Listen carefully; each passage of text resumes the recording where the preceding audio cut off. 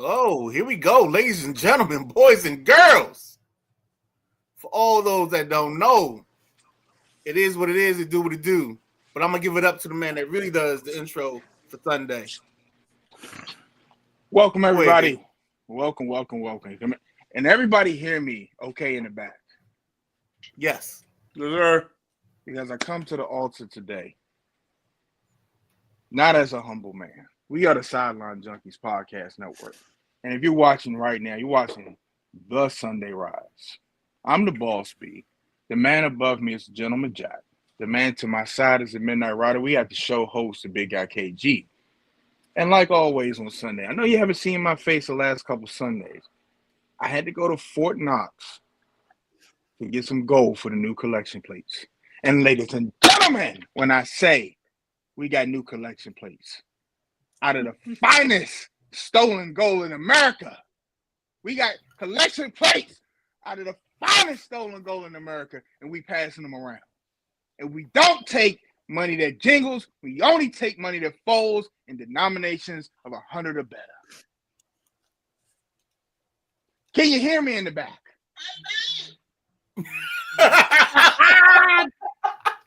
Yes, sir. Can I hear you in the side, BJ? Hey, man. Now, while we passing these collection plates around, I want y'all to get comfortable. Hey, y'all notice the new seats, got new cushions, armrests. Okay, speakers in the seat, LCD TVs. We are rolling right now on the Sideline Junkies Podcast Network. Whatever you want, we got for you. You want to talk NHL? We got Drive Time. You want exclusive interviews? We got in the passenger seat. You want to talk wrestling until you blue in the face, and you might see something begin with a T. I ain't gonna say it because I don't know how many kids are watching, but you might see some X-rated thing. You watch the WrestleManiacs, and then we got shows for you. We got things to do. We got a show for you guys today. Welcome. Let's get it. Is this the second day of March? I don't even know what day it is. Yes, I've seen so much gold. When you're around gold, time speeds up. I think I'm 4 years ahead of y'all. So I don't know what month or year it is right now. But let's go. Big guy KG. Let's do it. Let's start this show. Well, welcome. Already got comments in there. Oop checking in, tithing with gold pieces. That's right, baby. Matty Ice said good morning, guys. Hey, sit your ass down in the back. Lock the doors. I'm sorry, y'all. Matty said, love the new logo behind you. Midnight Rider. Out of bounds, pledging $100 to me. Oh, baby. You gotta share that. All donations gotta get shared, dog. Oh man, Yeah. I know part of that donation goes to a red top bottle. Red top. Oh, red top. Oh. I'm loved, man. To be loved. To be loved. Someone to love. Someone to be. How come everybody went to that? I wasn't To thinking be that. loved. To be loved. Oh, I was thinking Bob Marley. Oh my goodness. Oh, I used to do that shit like with the side commentary. To be loved. To be loved. Love. Shut the fuck up. I got all the ad-libs, baby. I was not thinking about that Eddie Murphy joint. I was actually thinking Bob Marley. Oh, okay. Good one, Midnight Rider. Okay. Well, Jack Wagner checking in. What's up, fellas? What's going on, Jack? Jack. Big news. It came out yesterday. Been sitting on it because I couldn't wait to talk about it with everybody here. Deebo Samuel to the Washington Commanders. Not official yet because the new league year has not started. But in principle, Deebo Samuel to the 49ers for a 5th round pick. Some people say this is probably on par with one of the greatest train robberies of all time. Some people say we got a GM now because he turned Jahan Dotson into a 3rd round pick and got Deebo for a 5th. Mm-hmm. 1, 2, 3, 4, 5th. That's So, a freebie. you know, looking good right now. 1, 2, 3, 4, 5th. Mm-hmm. Lot of haters coming out with that. You know, he's gonna be out of shape. He's gonna be fat. He ain't gonna be productive. Oh, y'all. I notice whenever it's us, it's a lot of hateration with it. But All we gotta do. Jack.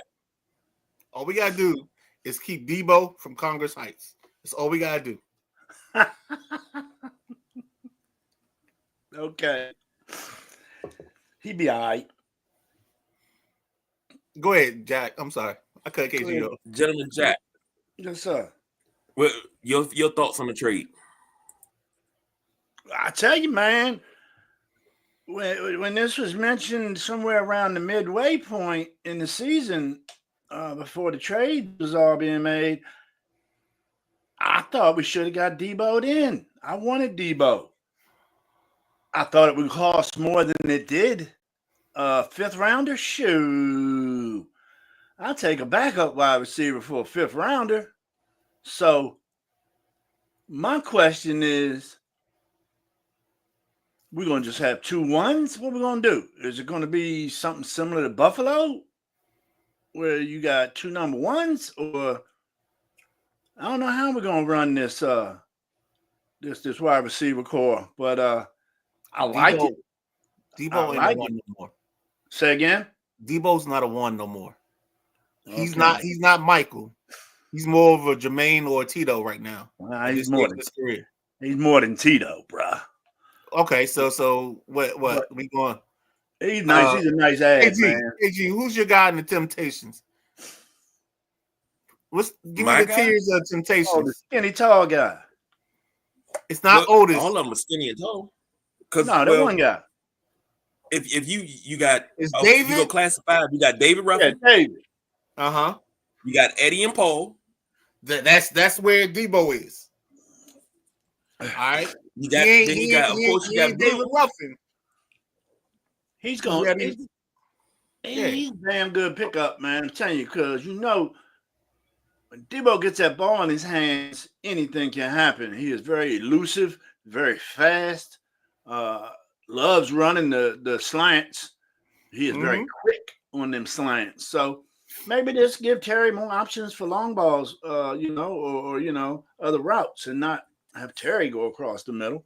But I like it. I like it a lot. I give it an 8 out of 10. Midnight Rider, what you got? Oh, I'm glad you asked, Jack. We ain't trade for Eddie Kane, but we got the next level under. You know what I'm saying? Actually, you know what? He might be Eddie Kane, because he might be like, nights like this, I wish raindrops would fall. We got Eddie Kane on the comeback, baby. We got Eddie Kane on the comeback. But I love the move. It gives us a solid 2. I think if Washington goes back and double dips in the pool, they get Noah Brown back as our 3. And now you got 3 wide receivers that will block. They will do everything for you in the passing game. And now in the 3rd round or the 4th round, whatever pick you get you a young running back, a young bull, and this team can take off. Yeah. Ain't no mountain high enough, ain't no river wide enough, and ain't no valley deep enough. The way this team is coming together. Go ahead, B. Right. A running back would be potent for this offense now, man. It could be the new Detroit, man, as far as an offensive powered team. And let's hold those thoughts until we get to the combine. Let's go, BJ. My bad. Just real quick, I was going to say, man, it's going to be interesting if they use him like San Francisco used him, where he comes out the backfield and does some other things. He's the last couple of seasons, he's averaged about 40 rushing attempts per season, with his highs being 59. So he can put the ball on the ground and do some rushing too. But yeah, this is a good addition to the I believe the Commanders. I think the Bills and the Commanders are like 15th, 16th passing the ball, so they right in the middle of the pack. So when you get to the NFC, I love this. When you get to the NFC Championship game, you gotta improve. You got to figure out how to get back there, how to improve, how to open up the offense, how to get the defense together. And we're seeing the Commanders do some things that you probably wouldn't have seen done in the past, or it would have been a 5th-round pick for somebody that is converted to a wide receiver or on their last leg. But you got some – Debo got some gas left in the tank, man. This is a good move, good solid pickup. Just trying to round everything out. Like the Midnight Rider said, you still got the draft. So before I get to the comments, let me clarify something I said earlier. When we were talking about Temptations, I wasn't taking away anything from Otis and Blue. I'm talking about leading songs and hits that they did with leading songs. Now, Blue had Old Man River and a couple of other ones, but when it came to Classic 5, it was David, Eddie, Paul, everybody else.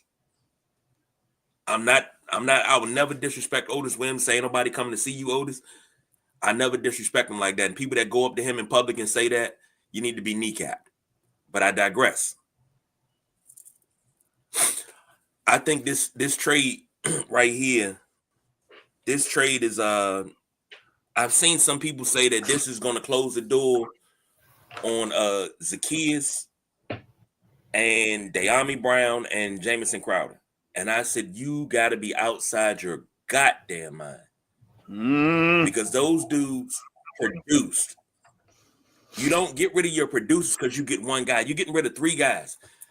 Jamison Crowder, he's your mentor. That's all he is. He's your mentor. Smart receiver. You got OZ. He is. You can't call him OZ. He don't like OZ. I thought he didn't like Oz. Okay, that's what it was. Okay. Same. Yeah, he don't like Oz. He like OZ. So you got him. He showed drug dealer. Good God, Jack. Got to get a donut. What's happening? Oh, you on this morning, yeah? I'm on life. He showed life. Life. So I can't get rid of him. A lot of people say now that you got Debo. Now here's something that we didn't talk about when talking about Debo. Washington is taking on his $17 million contract, the remainder of it. Cheap. They got money for it. Cheap. That's not going to hinder Terry getting his money. That's not going to hinder any free agent signings because I don't think they're going to really dip the toe in the free agency pool the way everybody thinking. Like we're going to go out and sign all these guys and, we be the Fortune 500 Redskins again. We're not going to do that. We're going to sign talent and depth. And I think that the biggest thing that Adam Peters is going to focus on is offensive line. Mm-hmm. And then we still got another trade pending with whatever they decide to do with John Allen. So they're not done wheeling and dealing right now. Mm-hmm. But KG, I think one, maybe 2 of them receivers aren't coming back, like all 3 of them. But I got one or 2 of them aren't coming back. It's just I got a feeling it's going to probably be Crowder because of his. So let me ask a question. Go ahead, ask the question because we got the answer. Okay, Noah Brown, De'Ami Brown, Jamison Crowder are all free agents. So is KJ Osborne. He won't be back. So what you're telling me is right now that you have signed, you have Luke McCaffrey, Terry McLaurin. Now you're getting Debo. So you're telling me that you're not going to bring back De'Ami, Noah, and OZ? I think Jack's right. It's 2 out of 3. I don't think you're going to bring back all 3. I think Noah's the easiest because he can't stay healthy. And then the second one is if you can get De'Ami on a responsible contract, then you bring him back De'Ami. But De'Ami out there asking for more than 10, then you gotta. And you take Crowder. You take Crowder and you just deal with it. Yeah. I mean, you draft one of these young kids, and I don't want to spill the tea too soon, but there's some kids out here that's the 40s yesterday in the scouting combine were amazing. They were rolling. It was one section where it was just 4-4. We even had, I think we had 14 Moses Malones yesterday. Yeah, I saw that. I think we had 10 4-3s. We had a couple 4-4-4s. I'll tell you this. It's a couple of guys signed the futures contracts, which doesn't mean anything. That just means, they can see him. And it was Sam Hartman that got the futures contract. But I think they're going to go young. This is going to work out really, really good. I'm not even going to lie. It's going to work out really good. We're going to have a good receiver room. But don't be surprised if whoever does not get signed to a legitimate contract right now, or they may get signed to a contract, make it to preseason, get cut, and then come back on the practice squad. You right. Because practice squad rules have changed. Yeah, so right. Hit the comments, KG. Jack Wagner says, nice pickup for the Commanders. Matty Ice said, only giving up a fifth rounder is a low-risk, high-reward type trade. If he's done, you only gave up a fifth. If he's ready to play, it's a steal. Oh, yeah. Xavier says, people can never be happy for the Commanders, even after they had a winning season. Oh, time out. I thought it was Xavier. When did he become Xavier? What's this? What are we doing? It's always been Xavier. Who y'all Xavier? It's Xavier, Javier. He's a man with many different names. He's like me, man with many names. I got you. Yeah. Right, cool. It depends on, because I told him when he was like 8 or 9, I said, how do you want your name pronounced? Do you want it to be Xavier, or Xavier? He chose Xavier, and that lasted for a while, and then nobody started calling him Xavier, and he started getting mad. So he was like, I'll just stick with Xavier right now. Okay. So it changes. He used to be Xavier after Xavier Henry. Jack Wagner said they got McLaurin for the solid supporting receiver. Got McLaurin for that solid supporting receiver if he's healthy. Yep. Sam Alt checking in. We talking doo-wop? No, we talking Classic 5 Temptations, man. We was talking music last night. Talking hold on. I don't mean to interrupt. But now that we in this conversation, and we talked about the Temptations, 5 Heartbeats, Eddie Kane, that whole group, how does that play out? If you ranking them 1 to 5 or 1 to 6? Where's Church Boy? 3rd. All right. Where's Robert Townsend's character? I can't remember his name on the show. That was Duck. Duck had to be Damn. Duck could sing, but Duck was more of the musical genius. He was Duck was the glue. Duck was the glue for the group. Yeah. Right. So, but Duck, because my favorite scene of the whole movie is Duck and his sister piecing that song together. We haven't finished yet. Yes. All right. We got that out of the system. Go back to the sports show. Last night we were talking rock and alternative music, man, and that prolonged the show like another almost 30 minutes. So I just want to let everybody know that if you didn't check out the WrestleManiacs last night, please go check that out. We talked Elimination Chamber, React. We talked rock music. We talked alternative. We talked a lot of stuff last night, and it was good. And at some point, coming to you is the Keys to Note, another music podcast from Sideline Junkies. It's still on the board, but we ain't got there yet. We'll get there. Yeah. Boone's checking in. He says, as long as Debo doesn't become a diva, then we'll be better. I agree. Yeah. Totally agree. Sam says, great show with the Gridiron Rider. First time watching the other day. Replay. Yes, sir. It's the greatest show in the world, Craig. Craig. Matty Ice said you need 4 to 5 wide receivers in today's NFL. Anyway, I agree with that. I agree. And I say 6 to 7, depending on what you got, where everything else is shaped at. I'm sorry, KG. I misspoke just a few minutes ago. It's the greatest fictitious sports show in the world, Craig. Craig. I like that. Sam said if the Commanders' walls could talk, they be saying exactly what you guys are saying. I agree with it. Any given Sunday vibes with the Sunday Rse talks today, yeah. This is any given Sunday, all of that. We might get Henderson, the running back in the draft. See, that's what I'm kind of on the fence with. When we talk about combine and talk about the draft, the closer we get to the draft, I'll get an idea. But everybody's talking about getting a running back in the draft, and I'm like, I think you have to. Must. Have Gotta take a shot. Okay, so are we? Is everybody saying that B-Rob is not the guy? He's not that home run hitter. I mean, if he was a girl, he'd be Billie Jean. Mm-hmm. Yeah. Okay. I'm gonna say this. You watch James Cook in the playoffs against the Chiefs. Preach. Take over the game himself and march Buffalo. That they didn't pass the ball that whole drive. Preach. And take them 80 yards down the field. And that's why James Cook sitting back like, pay me. You see what I can do? I showed you what I can do against one of the best NFL defense. We talk about this all the time. What's B-Rob's moment? Take your time, Pastor. Take your time.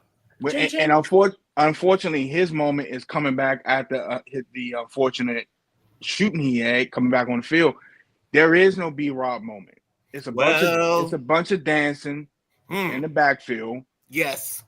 And it's no home run. It's not something. If I'm a defensive coordinator, I'm not even worried about whatever we line up in. We're gonna stop B-Rob. That's how we're gonna line up to stop Jaden Daniels. We don't care about B-Rob. That's how I'm coming to the game. Testify. Okay, so that's where I stand on B-Rob. I don't know about Commanders fans. I'll let them speak for themselves. No, you there, baby. All you did was put down the breadcrumbs for Hansel and Gretel to come follow, baby. It's on and popping right now. This morning we good to go. We good to go. We handing out 5,200 fish and breads or whatever to the people in the congregation because that's exactly what it need to be said. B-Rob is not the answer.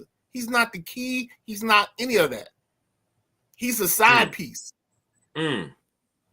February 15th is his day. December 26th. Okay, Jay. December 26th is his day. Those are days that matter for B-Rob. He ain't the main, he the side. And as long as he the side, it's all good. He greens. He greens, he not fish.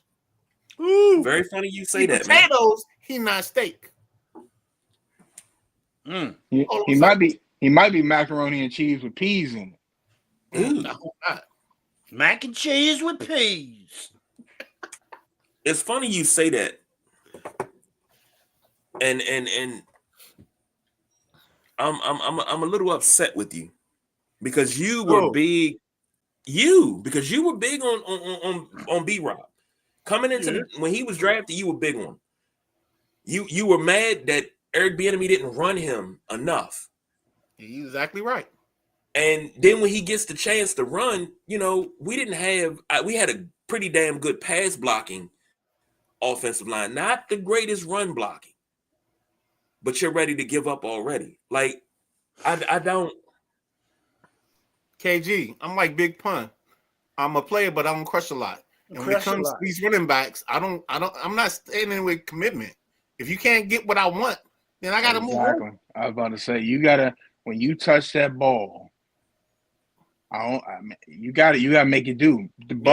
Buffalo is a more of a I think they are like higher middle of the pack running line, but they are passing offensive line. I mean, if you go back and watch that drive, I mean, Cook was slithering through holes. There wasn't nothing there at times. And then all of a sudden he pops through 4, 5, 6, 7 yards, 10, 12. He's breaking things out. You get the ball in your hand. You got to make a play. It's your time. Hey, I mean, it's real simple. When it comes to running the ball with this team, we don't want no scrubs. All right. And we definitely don't want to go chasing waterfalls. So when it comes to B-Rob, he was third on the team in yards per carry. And that's what we can't do. We got to get something better than that. And I don't care if it's well, I don't want to spoil the next segment when we get to the combine. So I'm gonna save my comments about running backs to later. But we need a running back that's going to take the top off of the defense, because if you do that, that helps everything else. You got Terry, you got Debo, and you got whatever else you bring. And I'm gonna tell y'all right now, Luke McCaffrey is literally 10 yards from being a top tier wide receiver. If you go back and watch the first 5 weeks of last year's season, he got tackled on the 1 yard line like 4 times, maybe 5. And it's crazy when I saw it, because I was like, oh, because now everybody's like, oh, Luke McCaffrey didn't make an impression. But he did, but you didn't receive it completely. It's not on the stat sheet. Yeah, it's not on the stat sheet. Yeah, it's not set. He got 5 catches for 98 yards and 0 touchdowns, where it could have been 3 touchdowns, 5 for 98 and 3. Or it could have been 5 for like 60, but 3 touchdowns. You know what I'm saying? Like that, his numbers just weren't sexy enough. Well, I think McCaffrey's got that pedigree, that hardcore work ethic that his brother and his father had. Just gotta be patient with McCaffrey. Like I say, he's on small money, so we're gonna be okay. I think it's one of those things that the offseason is going to address, conditioning.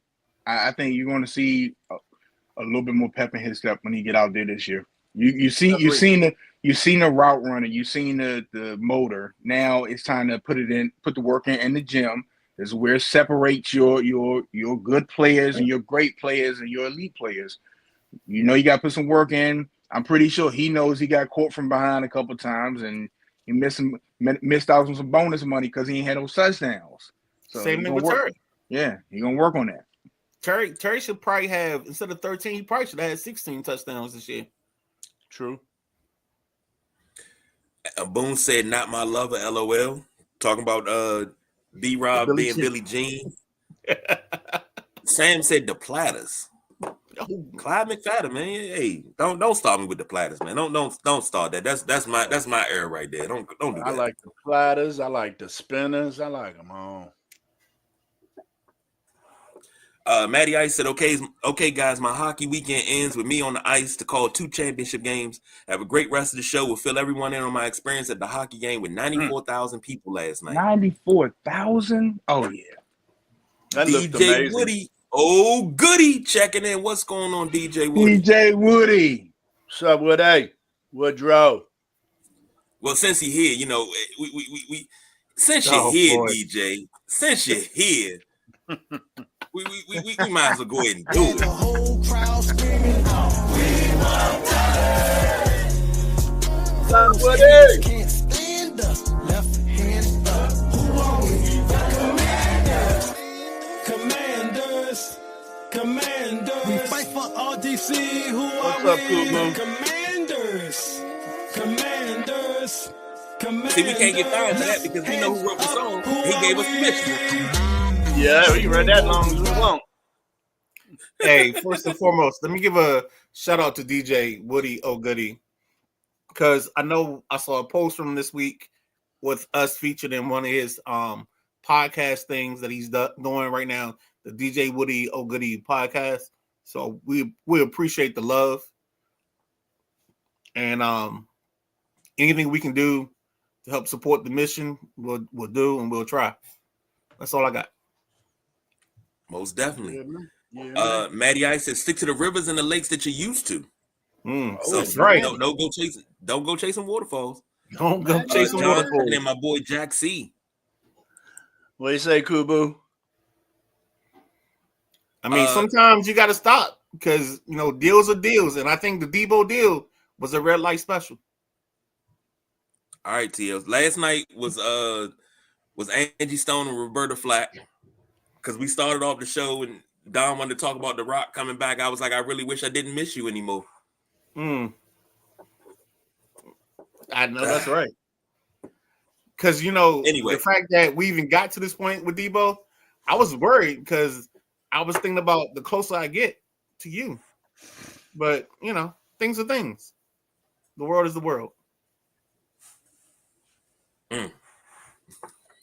Don't start. Don't start. Don't start. I'm here. I'm here. I'm here, guys. I'm just doing ball stuff in the background. I'm here though. He's sending me a message. It's always love. It's always love. And we're gonna continue to show it, man. Appreciate you man. Doing what you're doing. We got a rallying cry because of you, man. That brought so many people back to the fan base. Hell like yeah, man. That right there is just something totally different.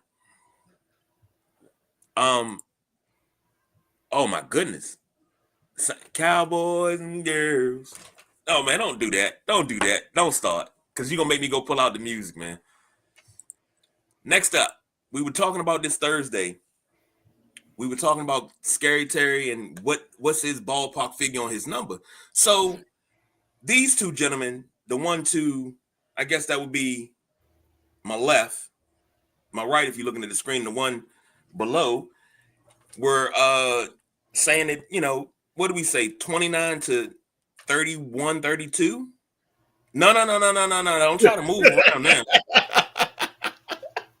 We were supposed to be comparing Terry's numbers. Are we just comparing the season's numbers or we're talking overall numbers? I just wanted like season numbers. Okay, just so to kind of get just to get a snapshot of what he is, where we at, all that good stuff. All right, so y'all picked two receivers. You picked Jalen Waddle and Amon-Ra St. Brown. So Terry last year, he played 17 games, had 82 receptions, 1,096 yards, 13 touchdowns. That's Terry. Key thing you said right there. Key thing you said, 17 games. He played all 17. And to think this is last year was 1, 2, 3, 4, 5. That was his fifth year in a row. Right? Fifth year in a row of having 1,000 yards. 1, 2, 3, 4, 5. So Terry's dependable. He's reliable, and that's his fourth year in a row playing all 17 games. So let's go over to Jalen Waddle. Plays for the Dolphins. Alabama kid. Last year he played 14 games. All right. This was an off year for him. Yeah, off year because he only played 14 games. Had 54 receptions, 700 yards, and 2 touchdowns. Do you have his, by chance, do you have year before right above the stats you're looking at or no? Yep. Year before, he had 72 receptions, 1,014 yards, and 4 touchdowns. Okay. His career high in touchdowns is 8. I could have sworn he had more than that, but nah, he's not he's a yards guy. He's not a touchdown guy. So that makes sense.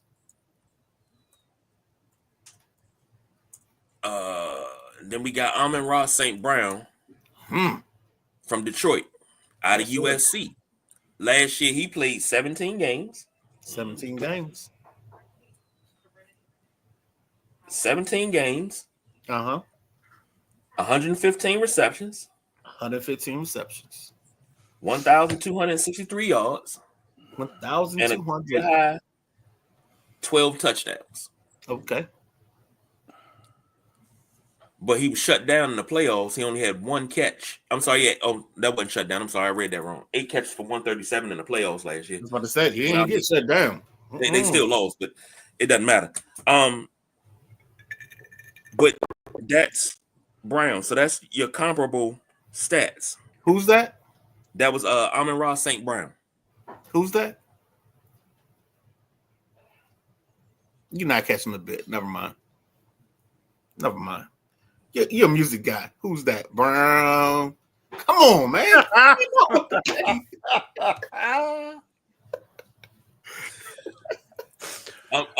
Normally that's crazy. Normally we on the Tribe Called Quest train. So you throw out a scenario to me like that early this morning. I wasn't getting it. Shuggies. I say, call me Charlie. The word is the herb, and I be like Bob Marley. Playback over playback. Man, we got a music show today, don't we? Oh man. Can I get a hit? Boom, bit. Boom, Biff with the brother named Tip. Now I'm ready to rip. East Coast romping, ripping Easy, and Tip. romping. New York, North Kakalaki, Oh, and cut. Tip. Y'all Well, I'm stupid. telling you, these shows cost a ton of money to produce, boy. They just like the I don't know. Energizer Bunny. They just keep going and going and going. And they talk about me, man. Ah, damn, these two We boys. taking Scenario donations. was the first song that I heard Busta Rhymes. Yeah, What? Leaders of the New School. Oh, no. Time, Man. You're telling me you never heard PTA before you heard Scenario? All right, Terry McLaurin. Because I got all my music from my cousin. So if he brung in Tribe Called Quest, like I left my wallet in El Segundo, all of that. Like, but you didn't. Yo, It's all right, Jack. We're gonna at some point, Jack. We're gonna get back to talking about Scenario. All right. Let's get back to sports. I'm sorry. The boss has spoken. I mean, come on, Sam. Tell him, Sam. This is a continuation from last night. Have we got to the draft yet? No, we haven't. Okay. I just want to make sure. I got a shout out to give. No, we all off the spectrum today, right now. way off. No. This started in the pre-show, so don't act like y'all new to this. Y'all cats are way off. Whoa. Y'all cats. You keep Y'all saying stuff cats. like you're not part of this. Pew, pew, You pew. are part of it. I ain't all up on the yip yap about y'all doing. Okay. I Jack Carr. I am waiting patiently. Okay. See, Because Jack Carr wants to stay on topic tonight. Okay. Is it because I'm here? Is it because I'm here? Let me say That's this. it. He being Let a me say this, man. and then we can jump on topic. I tried, Hey, BJ. Woody know when it come to Guy and New Jack Swing, I've been trying to bring back New Jack Swing for like the last 15 years, man. I want to put on my Sergio sweatsuit with my herringbone chain, get my daggone S curl right. I'll find a two-door SL 500. Man. 85, two-door SL 500. Look, hey, Jack, don't act like you ain't used to go to the club with the double-breasted suit on with no daggone shirt and your loafers on with the tassels on, getting that motherfucker, you get the dancing and shit. Don't act like you wasn't in there. No. Jack said I had. Yeah, Jack said, nah, that wasn't my style. Suit and loafers? Yeah, you put your your olive green double-breasted suit on, but you got, it got to be tight. So, because you ain't got no shirt on, so you got to oil up the taco meat. Olive green. We got some chains going on that too. We got some chains, I right? did have You an olive gotta put green your herringbone suit, on. though, back in You gotta put your 85. 6-inch herringbone on. Okay. Yeah, Like, he said I'm he trying had to an get my olive wife to green give me suit. one now. Bone on. My boy Jack are we Wagner, he used to have this coming? big ass Gucci link that was badass. Yeah. Are we coming with See? a little stud in the ear? Or are we Of leaving course. Always Okay, in the okay. left ear. I Okay. still got the hole right there. All right, okay. I'm just making sure. I'm just trying to help him complete this outfit. That's all. Yeah.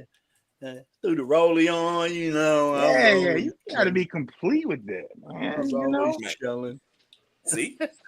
Back to sports. But, Welcome to the all right, wormhole. ballpark figure for Terry. Like I said, 28 Ballpark to figure for Terry. 32. 28 to 32. Stay where I was. 28 to 32. Which is I think much. We haven't heard from the. Go ahead. Go ahead. No, I was gonna say I think he's right around top 5 money. I think if we're smart, we're not breaking the bank for him because I don't think he's Chase, Jefferson, or those guys, but he's just below. And by being just below, you pay him in the 32 range instead of paying him the 36 to 40 range. And I think teams got to stop being scared to pay guys underneath the market. Like, pay them their value and don't pay them what the market is. Because right now we paying bum-ass quarterbacks like Purdy. Purdy's a perfect example. I don't see how San Francisco can honestly look themselves in the mirror and pay Purdy 62, 65, or 70 million. I just can't see it. We talking about Washington. I know we talking about Washington, but I'm talking about the theory. I'm talking about the principle. It's all about the principle, Smokey. It's all about being a commander. the principalities. But back to Terry, I'm just saying I think he's 28 to 32. He's not top end guy. Mm-mm. He's top 10, top 7. He's top 10, top 7, yes, but he's not top 4. I agree. That's so why somebody got to represent what he is. What kind of number you thinking on it? I'm right where you are, Jack. I'm 28 to 32 because I think 34 is the top of the receivers scale. BJ, I think because of what Terry's had to endure here with quarterbacks. Oh, and now that he finally is getting a quarterback, I think it might be one of those things where you need to take care of your guy. Okay. You know what I'm saying? And reparations. Reparations for the guys that endured the ownership, the bad play on the field, just the losing. Now you go to the NFC Championship, and it's one of the things. Hey, thank you. You know, thank you for sticking around. Thank you because Terry's been, one of the faces of the franchise, outstanding citizen, role model. He's been everything you asked him to be. So I think that might be the little bump. And it's not like they don't have the money. I mean, we're not talking about Washington of yesteryear. We're talking about responsible spending, responsible drafting. So I think they can afford to give Terry McLaurin a little bit more just as a thank you. Well, if you look at, you said within the top five range is 30 to 35 million. That's top 5 range. I think Terry will get 30 million. I think he'll get 30, 31. That's my range. Okay. Sam says Stacey Adams. You got to get a pair of Stacey Adams. Got to. Michael says, hey, Jack, listening live from Ernie's Crab House. Keep up the good content, fellas. JJ and Rich from Bladensburg. Thank you, fellas. Thank you. What's up, fellas? Ernie's Crab House. Hey, Rich, when you come back across the bridge, just bring me 2 dozen, fool. Jack Wagner said, back in the day. Let me find out Jack Wagner was in the club with the double-breasted suit and the herringbone chain. Hey, that brings a smile to some people's face. They know what's up. Cruising down the boulevard in a lowrider Impala with a Fermi hyena and a passenger seat. Good God, say. Hey, but you know what the most important thing about it? It's in the passenger seat, which also airs on this network Wednesdays. It's starring Jack Carr and his backseat driver, the Midnight Rider. Let's go. Shameless. Yep. I'm gonna pull a rabbit out of my hat this week, folks. Stay tuned, because I ain't got a clue. Next up, the players did the rankings of facilities and how teams are run. Washington was at the bottom of the pack in 23. 24 rolls around, and the stadium was upgraded, the food was upgraded, the team was upgraded, the facilities and everything was upgraded. The front office. I think they took the Midnight Riders' advice and ripped up all the carpet and all of that and the tile and put in new stuff. They went from 32nd to 11th. Yep. Thank you, Josh Harris. Thank you. So here's their rundown. So it says the first category is treatment of families. They got a B+. Food and dining, B+. Nutrition, dietitian, C+. Locker room, F. When you think locker room, think about the locker rooms these kids had in college with the earbuds and the plugs and the PlayStation 5s.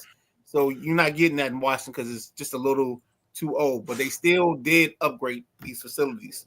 And if you ever want to watch something to get that information, Commander's Log, Season 3, they did a whole thing on this. Training room, C+. Training staff, B+. Weight room, B-. Strength coaches, A. Team travel, A. Head coach, A+. Ownership, A. So we came a long way from last year's. And if you want, I can pull up the 2024 numbers if you want, KG. Please, I'll get to the comments. And DJ Woody said not in the locker room. You know, I was in the what was that? Was that last season? Me and Xavier were in the locker room, huh? Okay, it may have been 2 seasons ago. We were in the locker room. He got to run out on the field and everything, run through the tunnel. And the tunnel. I'm sorry. Lord. Nah, that's me and Josh. That's a dog. You wouldn't even understand that one. The locker room just seemed so blah. It's old and it's It didn't give that oomph of an NFL locker room, but that was just my opinion. I thought I was just being, too critical and dramatic. So no, I mean, think about it like this. In college, they gotta woo you. You know what I'm saying? In college, they giving you, like, you ever met a girl, when you met her, she was wearing like the sexy heels, the pumps, the lingerie, and all that. But now that you've been with her for 10 years, now maybe she don't do all those things because she with you.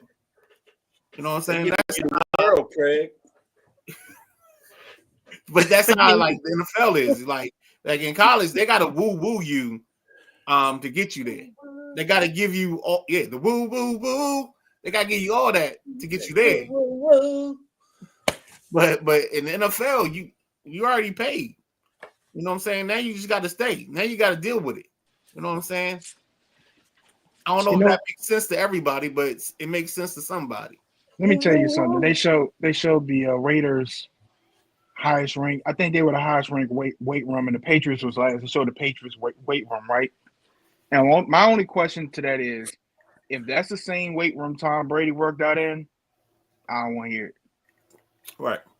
If that's the same where the man won 5, 6 Super Bowls, multiple MVPs in New England, then we just talking about bells and whistles. Get to work. That's it. That's all it is. So here we go. So treatment of families last year was a F-. They got a D+ in food and cafeteria. Nutrition and dietitian last year was a B-. So the food was okay. They got an F- in locker room. Training room, they got an F-. How you get an F-? They got an F last year in training staff. Weight room, they got a C. They got an A in strength coaches. Team travel, they got an F. They got a C in head coach. That's only because they was being nice. And an owner, of course, they probably got an F. They got a B. They was just being nice because they wanted to get paid. But there you go. The team goes from 32nd in these ratings to 11. And again, if you watch the Commanders log, season 3, they had an episode where they showed you they were committed to making the player experience much better. They expanded locker rooms, they expanded things, they gave them better amenities, they gave them better food. So I can only imagine what next year is going to be like in the years going forward. And don't think that we won't have either a new home for this team in the near future. Maybe it's PG if we actually end up at RFK. And actually, we need to have a quick conversation on that too. I was getting ready to say the same thing. But yeah, let's go from there. A couple of comments real quick. Jack Wagner said, always a good show. Peace, fellas. He came back, said Tom got 7 Super Bowls. He got 6 in New England. So, yeah. Sam said they got a wang dang doodle. And here Don come with his squidge fest. I told you about John Cena. Dun, dun, dun, dun. Dun, dun, dun, dun. Wait, I was on the. Never mind. Because that's going to be a whole nother thing. Go, KG. But speaking of amenities as far as the stadium goes and locker rooms and everything like that, this whole thing of if they have a stadium in DC at the RFK site, no tailgating, you're taking away the essence of the game. I didn't like when that came out. I'm sorry, KG, and I don't mean to be disrespectful with this, but y'all are fully blown out of your damn mind if you don't think that this ownership is going to give you an experience. Like it may not be the tailgating that you used to. All right, and like I always tell you, KG, this ain't for us old mother. Never mind. I'm gonna keep that word out of my language today, but it ain't for us. Like the people that's complaining the most is the jokers that might not even be there when the stadium opens. We 6 years away. True. You know what I'm saying? Like let the situation breathe before you start complaining. Like you can't complain about the shrimp and grits if the grits and the shrimp ain't even been caught yet. You know what I'm saying? That's the problem I got with this. You don't catch grits. Oh, God. That's mother. You harvest grits. Same thing. You know what I mean? Not same. The Rockies cooking, dog. That's all I need you to do. All right. I smell this cooking. It smells foul. You foul. Yo, I'm not getting sidetracked by you right now. but all I'm saying is, like, they got to let the experience grow and let them nurture and make the experience what it's going to be. Because they know that the tailgate is important. You're talking about guys that went to games. So they're not going to leave you out on a lark, worrying about what's going to happen when it comes to tailgating at the new stadium. They're going to build a bridge. They're going to gate, man. They're going to make a way for you to gate. So, like, stop making this, like it's amazing to me how I listen to Commanders fans and everybody I heard said, oh, we got to be at RFK no matter what. Well, tailgating is not your no matter what. Because if you bitching and complaining about not being able to tailgate, you don't even know what the tailgate situation is because the building ain't been built yet. What are we doing here? What are we doing here? Are we doing here? We don't even know what it is. It's like you out here wishing on a star and you don't even know what the star is. I mean, it just doesn't make sense. We out here chasing waterfalls, but we don't even know what the rivers and the lakes are used to. Yeah. It just doesn't make sense. It's like we complain just to complain. Like Commanders fans are the most spoiled, entitled bunch I've ever met because they complain about the name.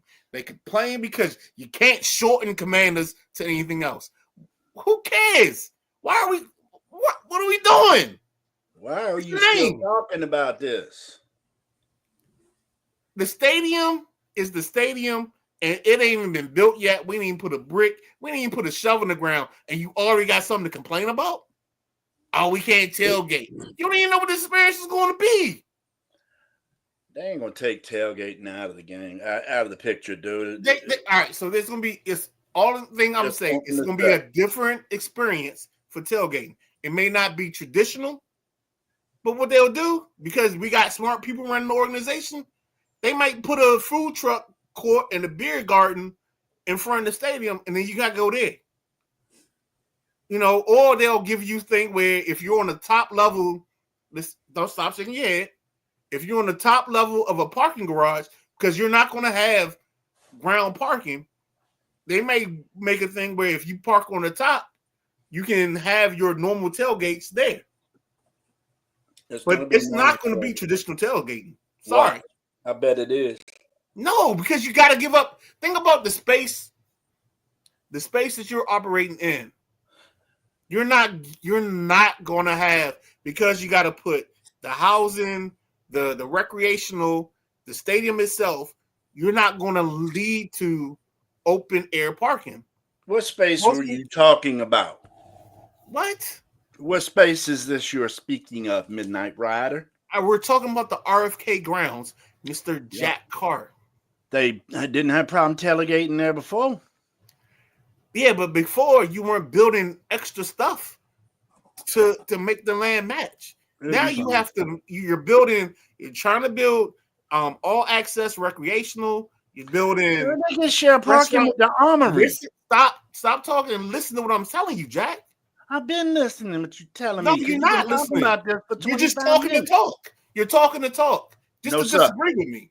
No, sir. Yes, sir. Dude, they gotta build recreational ground because they gotta match the space because of the rules in their land agreement that they have. So you're just not building on open ground and not doing anything outside of that. Then you're also building housing, restaurants, and all that stuff. So all that stuff has to go into this place. And they're saying automatically, if you listen to the things that they're talking about, that you're not going to have just open air parking. Well, you so some of those parking lots, lot 8, lot 3, lot 4, you're not getting that. Those are going to be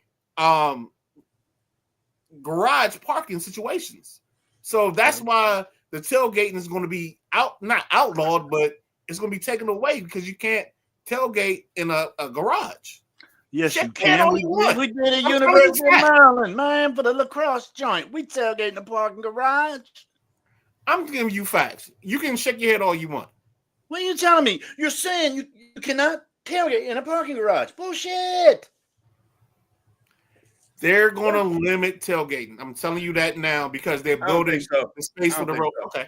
But you got the 411 on. You've been keeping us up on this whole land development council and all that about getting the approval to come back to the RFK site.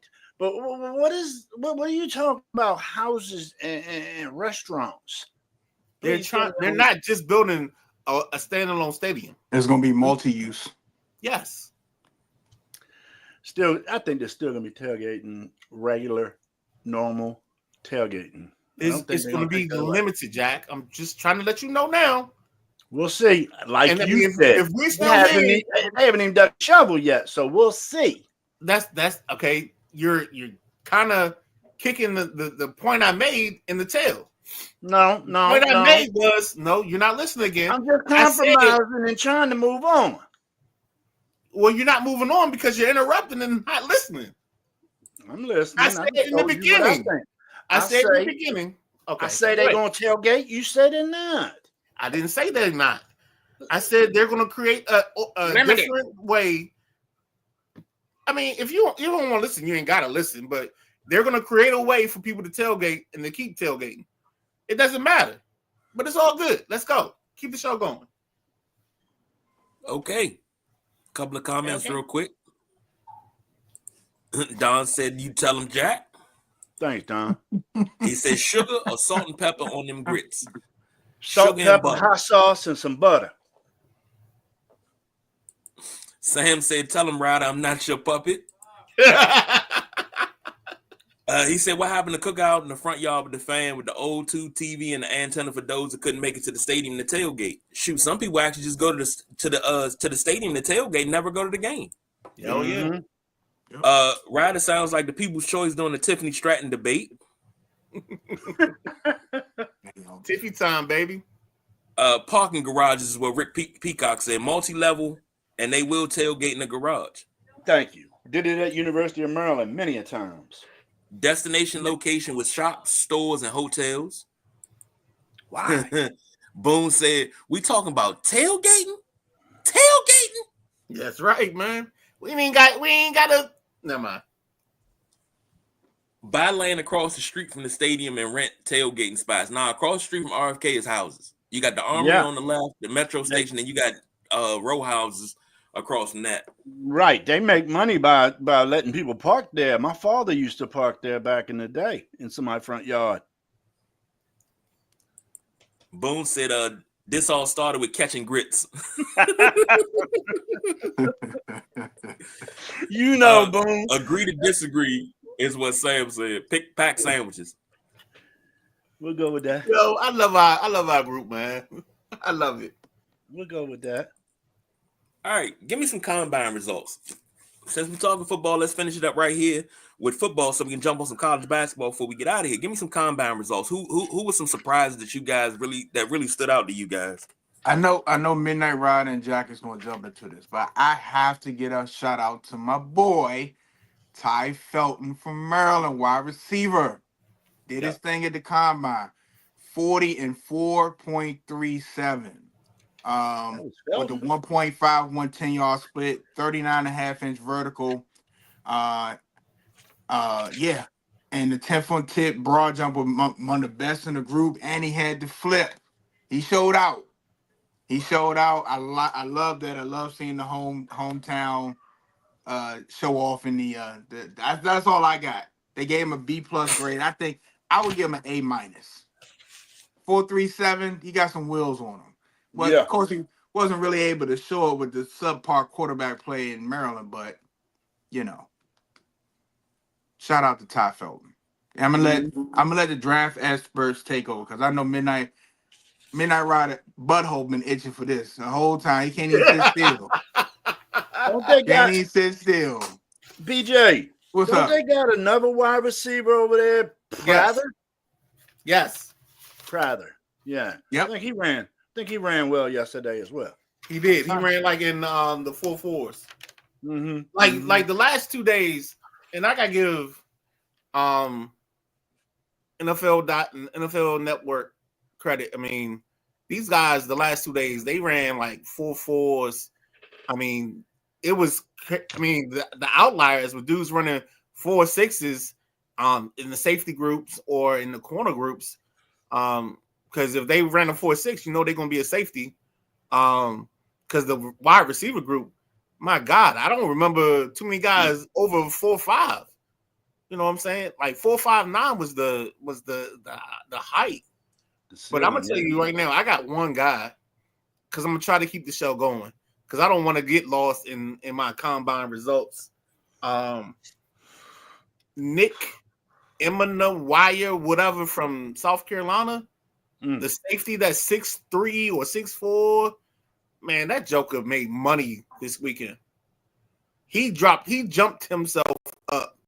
If he's I'm telling you right now, I will Forrest Gump the draft pick to wherever the draft is if he's available at 29. I don't care who else we got, who else we trying to play at safety, Quan Martin, whomever, I don't care. That Nick Wire, whatever his name is from South Carolina, is an animal. He's the truth. And it's him and the kid Jade Barron from Texas. Both of those safeties, they put on the show yesterday or 2 days ago, whatever it was. They are the hallmarks of it. And then if you want to go wide receiver, which I don't know if they're going to do now because they got Debo, the kid Matthew Golden from Texas, another standout, 4.29. Jack Carr's guy from Kentucky. I forgot the kid's name, but he ran like a 4.3 40. Jack could tell you his name. But yeah. You talking about guys making money. About Hairston? I don't remember the kid's name. I know Maxwell Hairston. Cornerback, Kentucky. Yeah. The tight end, Mason Taylor from LSU. My God, he can catch the football. If he can block even a little bit, he gonna be special. The running backs, all the running backs look good. Jack's boy, Jaden Blue, who I forgot about. I didn't think he was draft eligible. And it's the only reason I didn't do any work on him. He was one of the faster running backs. Rashard Smith. Rashard Smith was another. I was a little disappointed with the kid from Delaware. He ran a 4.45, but I still think he's an elite athlete. We talked about him a couple nights ago. The kid Martinez, he ran like a 4.48 or something like that. The running back from Miami. I mean, the running backs just, you need a running back. This is the year for it. I would never, ever, ever, ever, ever, ever, ever sign a running back in free agency this year. Ever. No, it's no need. It's no need. Speaking of running back, they're calling Debo. I never heard this position called it. They call him a wide back. Whoa. Like a slot? I'm going to tell you right now, I think I'd get away from that if you want him to play longer. I think when he was in San Fran, it was necessary because whenever McCaffrey was out, he became their offense. Right. But I would try to take him as far away from that as possible and use it in small doses in that scenario. Especially if you get a running back, a real running back. Yeah, because I think I like B-Rob, but he doesn't have that. He can't change the temperature. He can't take it from 32 to 72, if you know what I'm saying. And that's what you need. You need somebody that if you can get 32, it's cool. But if you can take it 72, that's great. And like when I watched Trayvon Henderson in a national championship game against Notre Dame, it was under 30 seconds. He got a screen. He took it to the house, and that was the change in the ball game. And that's what you need. You need somebody to change the ball game. And that's why I'm advocating for a running back in this draft for the Commanders. I would love to get a kid like Henderson, even Judkins. They're guys that they can change the room. They can take you from cold to room temperature real quick. And if you don't know what that means they can take you from 30 to 72 with no problems. There's definitely some big hitters at the running back spot. The boy from Arizona State, Scappo. I knew you bring him up. That's why I didn't mention him. I can't believe that little summer gun had a 39.5 on his vert. Jesus. I mean, he can't be but 5'11 and 3/4. Yep. So I was impressed with that. And that was the two running backs, Brashard Smith and Scappo. But I already knew what Scappo's got. He's going to make a team pretty happy this season, I believe. Somebody I was really impressed the most, and he's from a big school, so we've seen him a lot, is Dante Thornton, speedster. My boy is just straight up fast. He led the nation in yards per catch, which was 25 yards a catch. So he's going to be a deep threat for somebody's NFL squad this year. He's a home run hitter like what's that cat that used to run with the Chiefs? Worthy is with the Chiefs right now. And then Tyreek Hill. Reek. Yeah. And then, he's going to be somebody like that. One move, if you ain't with it, he gone. Because he's the guy that can open up for the long ball. And then Adrian Smith from Georgia. I liked what he did. Jordan Watkins at Ole Miss and Matthew Golden at Texas. I know these wide receivers are from bigger schools and people probably know who they are. But like I say, I think the wide receiver class is going to be pretty decent too, Midnight Rider. I think the only problem with the wide receiver group is the consistency of their hands. And the perfect guy is that ilk is Savion Williams, the kid from TCU. I don't know what he tested as yesterday, but the problem with him is he's a Debo / Cordarrelle Patterson type of guy. The problem is his hands are so inconsistent. He's not even 50-50. He's like 30-70 when it comes to catching the pass. So more than likely, he's going to be a return guy / running back type of guy because teams aren't going to know how to use him. I think he's like 6'5". But yeah, his hands are his issue. Okay. I saw another quarterback that I'm probably going to follow here through to the draft because I didn't really pay much attention to this cat during the year, and it's that boy over there in Louisville. Yep, I knew he was going to say his name. What is it? Tyler Show? Is that how you pronounce his name? Yep. He was at Oregon early in his career. Texas Tech. I think he went Texas Tech and Oregon. I thought he did 3 years at Texas Tech before coming to Louisville. Okay. I might be crossing up, but yeah. I know exactly what you're talking about. But his arm looked good the other day. And like I said, I was sitting there watching and I'm like, who's this? Because I was seeing yours and Dart and all that, but I had no idea. I forgot all about this guy at Louisville. So let's see what he can do. I'll give you a shout out on this. Your boy Dart showed well last night in the combine. He really did. I think he solidified himself as number 3, but I still think stylistically, I think Ewers is better than he is because Dart is one of those guys that I'll put it to you this way, Jack. If it was gambling, Dart is me, you are yours. Like Dart will take Ewers will take the profit. He'll take the short game to play the long game. Mm-hmm. Dart will always take the home run, and that's how I am. I'll take the home run over everything else.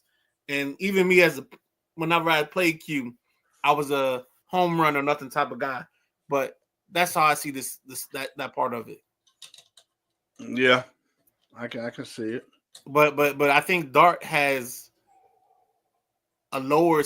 I think Ewers has the higher floor. Dart has the higher ceiling. If that makes sense. So we got, you got Ewers, you got Dart, you got Sanders, you got your boy from Miami. Well, Ward and Sanders are 1 and 2, depending on your choice. I think Ward is 1, and depending on trades. I think Ward is 1. It's not even depending on trades. Mm-hmm. I just don't see enough from Sanders to put him as my 1. Well, you miss out. No, I'm not missing out on anything. Yeah. I've talked to other people, and my sources have confirmed that I'm in the right and you're wrong. I'll take you one step further. Who's your number 3 quarterback? I think it's Dart. I think Dart's 3. I'll take Dart before Sanders. Oh, damn! And we're not talking. I'm talking about the overall package. I'm talking about. I think camera time has hurt him. Talking to Cam Ward, and you see them going back and forth, right? And I just see a lack of competitiveness, right? So I'm not questioning the skill. I'm questioning whether he, in his mind, already made it, and if he's going to give that effort to take a franchise over the top, and what you're going to have to deal with on the back end with his father being Coach Prime. Well, you're going to take away from Sanders, though, at this combine, even though he's not participating, he's just doing interviews. You're going to see what a hell of a teammate he is, how loyal he is to his team. You've seen him at every workout, from Horn to the other Buffaloes that are out there this weekend, and he is there supporting each and every one of them, man. He don't have to do that, but he does. Speaking of Horn and Wester both had good combines. I think Horn ran a 4.46. I'm telling you right now, if there's a way we can get Horn, because I think he's going to be a 7th round guy. If one of those 3 7th rounders could be Horn, I'm loving life. That's a huge win for this team. You put Horn, Debo, and McLaurin together. I think you got a nice little mix. Couple comments real quick. Xavier said the guy that said he would break the 40-yard dash time and failed. That's running a sub 4.22. That's Isaiah Bond. The kid went to Alabama first, ended up at Texas. He actually ran the slower of the 2 Texas wide receiver times. The other kid, Golden, ran a 4.29, who was probably more in line with trying to beat whatchamacallit. We're going to need an air rusher, in my opinion. Totally agree, Antonio Boone. And I think the problem we're going to have is, are you going to take it at 29 or are you going to take it at the 2nd pick? And I honestly think if they trade back, that'd be a better opportunity because you can get some more. I think we took ourselves out of – I think Shamar Stewart took himself out of the Commanders' bag. But there are plenty other edge rushers in this draft class that from 20 to 60 that won't change the barometer. I think they're all on the same page. It's just depending on the traits that you like. All right. Let's switch gears because we're getting close to that time. Damn, we got a mean face. Who the hell got – why we got the mean face? Who? I don't know. I'll It's probably find out. something Jackson. It's probably something Jack said. But college basketball, we got conference tournaments coming up. NCAA has a whole tracker that tells you when the conference tournaments start. The big ones, the A10 starts on the 12th. They start next week, Monday, Tuesday, Wednesday. The ACC starts on the 11th in Charlotte. The A10 is actually in DC. Yeah, it's a couple in DC this year. The A10 is in DC. Of course, the Big East is in the Mecca of basketball in New York and Madison Square Garden. That's on the 12th. The Big 12 is on the 11th in Kansas City. The Big 10 is in Indianapolis on the 12th. The CIAAs are going on now. Ironically, we were talking about Angie Stone last night. You mentioned her this morning. She was actually supposed to perform at the halftime of the championship game at the CIAA. That's what she was on her way to. So, the MAC started. It starts on the 11th. The MAAC, that MAC starts on Atlantic City on the 11th. The MAC starts on the 13th in Cleveland. The MEAC is the 12th. Who else we got? The SEC is on the 12th. That's in Nashville. Man, the West Coast Conference starts on the 6th, that's about the time that it normally starts. So we got conference matchups coming up. But gentlemen, let me ask you a question. Is there a team that you don't think has a chance to do anything big that that most people don't think have a chance to do anything big in the conference tournaments that you think could run the table? Any team, any low team that you think can run the table? I don't know if they're low enough, but for me, it'd be a lovely day if we can get the Maryland Terps to make a run in the Big Ten. I think Maryland's got a team. I mean, it may not, like, if you're sitting on the sidelines, you might not see the sunshine because ain't no sunshine. But I think Maryland's got a chance.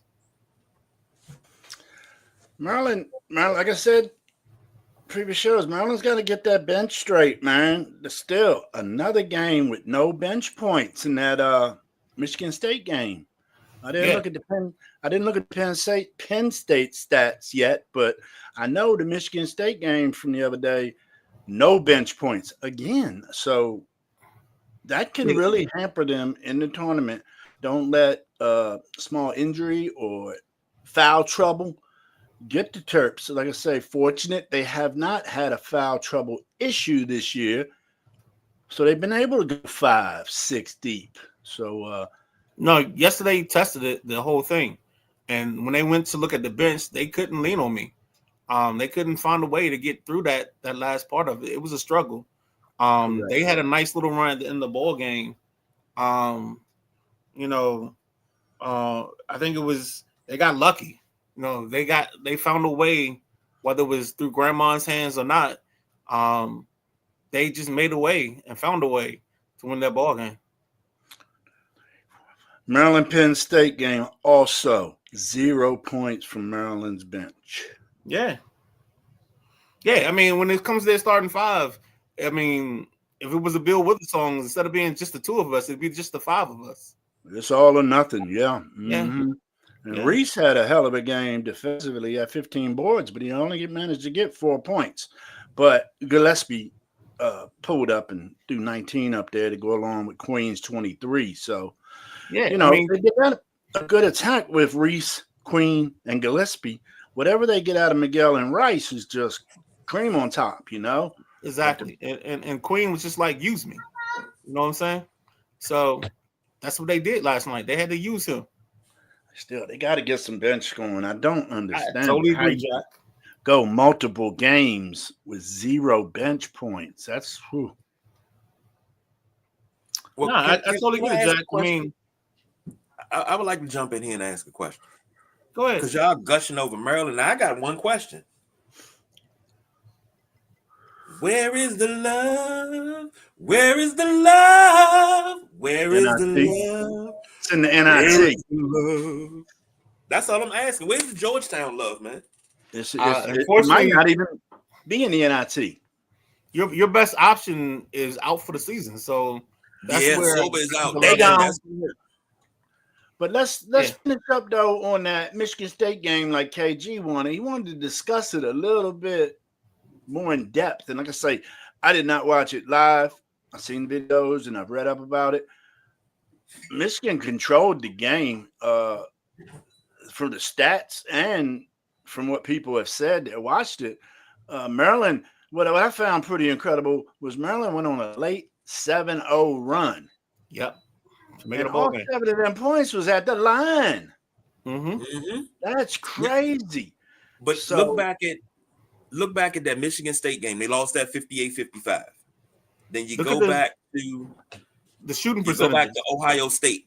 They lost that 73-70. The Indiana game, they barely won 79-78, but a win is a win. And it's the Northwestern game. That's last 3 losses that they've had. They've lost them in the same fashion. Last second breakdown of defense. But I've noticed it's not just Maryland that does it. And I asked this question the other day. Why is it that nobody in the final seconds, nobody runs a 1-4 high, get the ball into your best ball handler's hands and try to run a play when you have time? Nobody does it. It wasn't, and I think somebody said that, you got to put that Michigan State loss on Kevin Willard. You got to put it on him because he didn't coach them up to be in that position. But I think that was just more of jumping the gun of Gillespie. No, I think the Michigan State loss is on the players because if you look through the shooting percentages of that ball game, I don't think anybody shot over 50% on the Maryland Terrapins. And I think they only made 2 3-pointers. I think they were 2 for 20. Yeah, they stunk it up in the gym, and that's not coaching. That's dumb. I think, and I got into it with Jack earlier this week about the last play, but I think the problem with the last play was just these guys weren't ready for the moment. You're talking about guys that haven't played. I mean, I understand you played a good game when you were in the 10th grade. I mean, 10th grade, you may have played some good games in college, but in high school. But when you get in this standpoint, Michigan, Maryland, at the Xfinity Center, and it's just a different moment. And I think the moment was too big at that moment for those guys, and that's why they took that shot super early. But the clock running down. I think they panicked a little bit. I think it was more panic than anything else. Meatloaf! Hi. Meatloaf. Tell them what you told me. You got to run the 1-4 high, right? Right. But if we don't run that, and we don't get the ball in the right player's hands, we're not gonna win, right? That's right. See, she knows. Midnight Rider. I said that Maryland went on that late 7-0 run on foul shots. Maryland did not score a field goal in the last 5 minutes and 7 seconds of this game. So they ended up getting a stop on Michigan State's end of the court at 12 seconds remaining. Why do you take the shot with enough time for them to get up and get a half court or a little closer shot is beyond me. I understand the clock is running and you got the game on the line, but it was a tie ball game. Tie ball game, no shot clock. You don't give them a chance to get a shot. Your shot is the last one you take. So I think their management of the clock was terrible. And probably the reason they lost that game. Well, no, definitely the reason they lost that game because the cat got the ball and hit that jumper. So, Jack, I got different opinions on it, and you can talk to your blue or black in the face, and I can talk to I'm blue or white in the face, and we'll still have the same thing, Midnight Rider. No, I don't disagree with you. I don't think the shot was taken with the right amount of time. I just think the kid either just didn't live in the moment, didn't understand the moment. Gillespie? I don't remember who shot the shot, but I'm just saying. But I think that was the issue all along was he didn't read the clock. He wasn't, and I don't put that on Willard. I put that on the player more than I put it on the coach. And I think that's the part where we got caught up in our differences in our thoughts on the play. Let me say this real quick. This is where I was talking about with Maryland football. You know, the transition to the Big Ten. The Big Ten is a different brand of basketball than what Maryland had played in the ACC. And I think with this team, like I said, this is they didn't have any bench points, right? Right. So you 2 games in a row. And I think for them to be in the games that they've been in close and no bench points, you got the freshman Derek Queen. I think this is, you can look at it both ways. You can look at it as disappointing missteps, or you can look at it that the Terps might be brewing something bigger down the line. And you know, Midnight Rider took the words out of my mouth when y'all guys were asking what team do you think could go on a run if this team gets hot. It's so many things that have to go in place. This is a dangerous team. If they play the way they can play, I think, you know, just some of the guys that's on the court lack experience in these big situations. They really, I don't want to say they've been irrelevant, but this ain't the, you know, Gary Williams Terps. You know, this is not that squad. You know, where they're fighting. Gary Williams ain't walking through that door. Yeah, you had to play Duke twice a year. North Carolina, that's a different level of ball that you had to get up for, and moments that you're, whether you want it or not, you want to get those type of moments where it tests your moxie. So, you know, with that being said, I like this team. I'll pick them to kind of get hot, and maybe, you know, if the cards fall the right way for them, you know, they can make a run in the Big Ten tournament.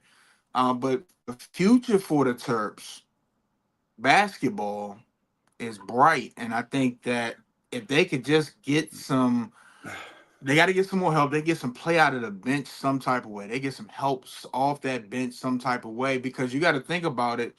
I don't have the minutes in front of me, but I mean, that makes a difference when you're not getting no help on the bench and your starters got to do everything. You start to get fatigued later on, and that's when your field goal percentage drops. That's when your free throw, you don't have your legs no more. You need help a little bit. You need to give your guys a breather a little bit just to come back in and have some gas. So, you know, they got some work to do, but I like the future of the Terps basketball, the way it's going, the recruits they're able to get, and like I said, if the chips fall the right way, I think they can make some noise in the Big Ten tournament. And B, you made a great point when you talked about that. Talking about the minutes, and I felt like Willard was stealing in the moment. He was living in the moment, stealing in the moment. With his substitution pattern yesterday, a couple times against Penn State, I know Juju, Reese, and what's the big fella, Queen?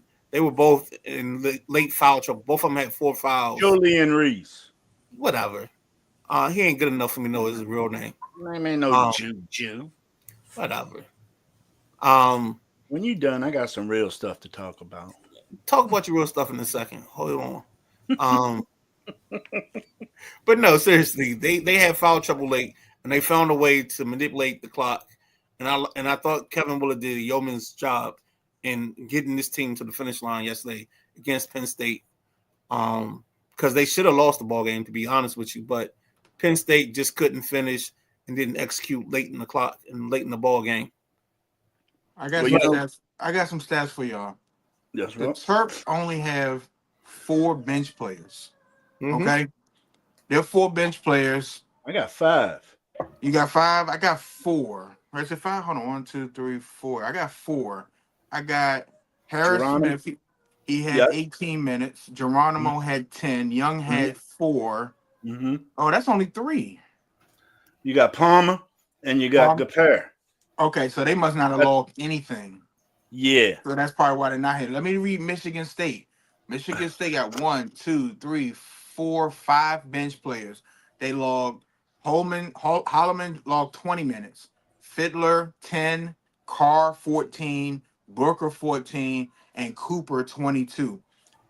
When I tell you, like, to me, and I know they lost, but it's just that's when you don't have backup and firepower. We see it on the NFL.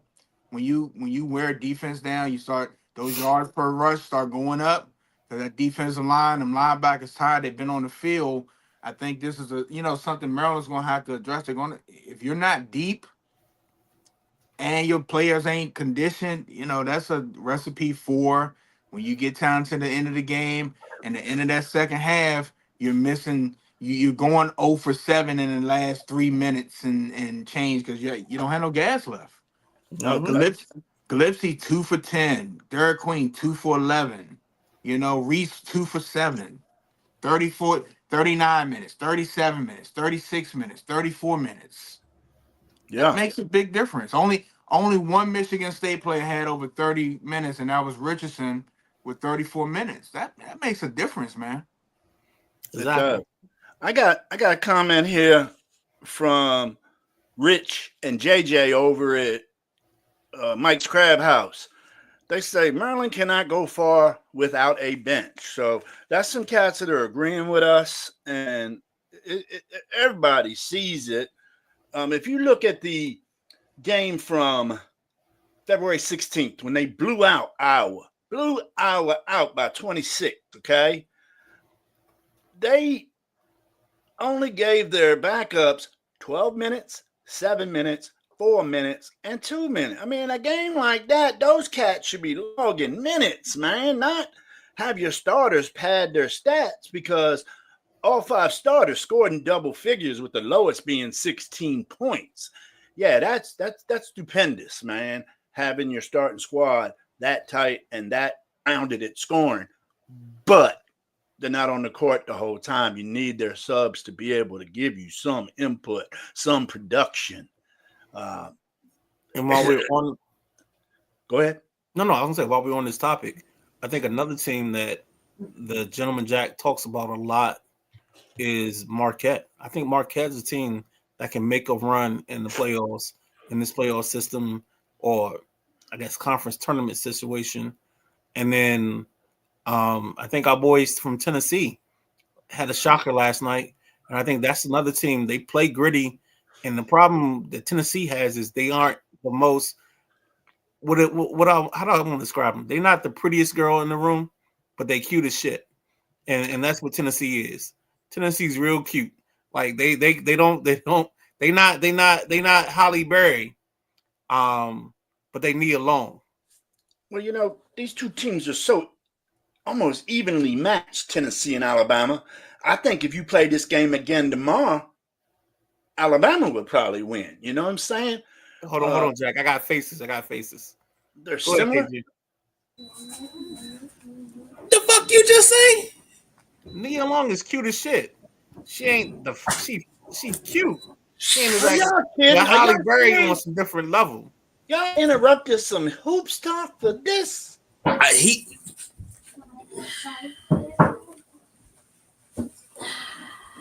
You want me to go down the level? What's the chick from? No, we're not even gonna do it because I want to ask Jack a question. All right, cool. Go ahead. I want to know something about Tennessee. Did Tennessee that game against Tennessee? It looked like they couldn't buy a bucket for a little while. Did they show you that they can make a run, even being the number 5 team in the country right now? Do they look like they can make a deep run in the tournament? I think they're gonna take you to another place, take you to another land. Tennessee.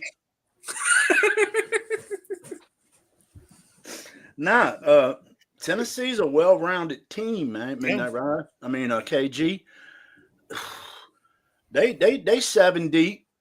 I put them at 7 deep. They got 2 starters that can score double figures anytime.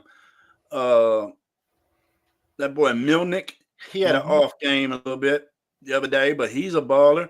And Chaz Lanier, whenever he wants to go off, he can. So I thought that was such a great matchup with Chaz Lanier going against Sears yesterday. Even though they're two different, they're both guards. That's right, they're both guards. Yeah. So and they both showed out yesterday because Sears threw up 24 and Lanier had 18. So if this game was played again in a couple days, I feel that Alabama could win it 79-76 the same way. They're both fairly equal squads. So don't cheat my guy. The point guard for Tennessee, is that Ziegler? mm-hmm. Yeah, he's a baller. He's probably right now, if on my low of lows, and I haven't done enough research, he's probably my point guard right now. Nice. Like, I like the way he plays. He gets everybody in the offense, and then he scores when he has to. That's a midnight rider PG of PGs.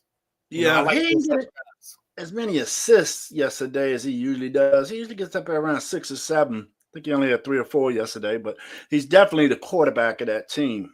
No I think the only reason he didn't get that is because they didn't shoot well last night from the floor. Mm-hmm. They struggled a little bit yesterday. Yes. What they shoot from the floor yesterday? It must have been one half or the other because both of them shot 42%. Yeah, it wasn't pretty. I mean, this is I'm telling you right now, if you don't watch any conference in the world besides the SEC tournament, you're gonna be happy with what you see. Oh my God, what the hell did they do to Joe Lombardi's hair? Joe Lombardi got the Carlos Boozer special. Sorry, he just pulled up on my screen. I apologize. I digress. But I got to disagree with you when it comes to conference tournaments. It's always you. It's all, when it comes to conference tournaments. If you're not watching the Big East and the ACC, you're not watching anything. Nah, baby. Dude, if this was watch that SEC and Big Ten, I'll give you SEC because SEC is heating. What SEC got? Auburn, Florida, Tennessee, Alabama. Big East show. Texas Tech in the SEC. That's all in the top 10. Hold on, I'm looking at a thing on the screen right now. Joe Lunardi, he's got pretty much 12. I don't even know if that's 12, but whatever it is, he's only got 2 teams, Georgia and Oklahoma, that aren't in the tournament right now from that SEC. That's it. Vandy's in as the 11th seed, according to Joe Lunardi. What are we doing here? I said add the SEC. I said add the SEC. That's why I went through the team. ACC, you gotta add them. The ACC doesn't have a team. ACC is probably going to get 5, maybe 4, and that's down.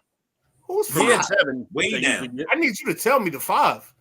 Outside of Clemson and Duke, who else? Clemson, Duke, Louisville.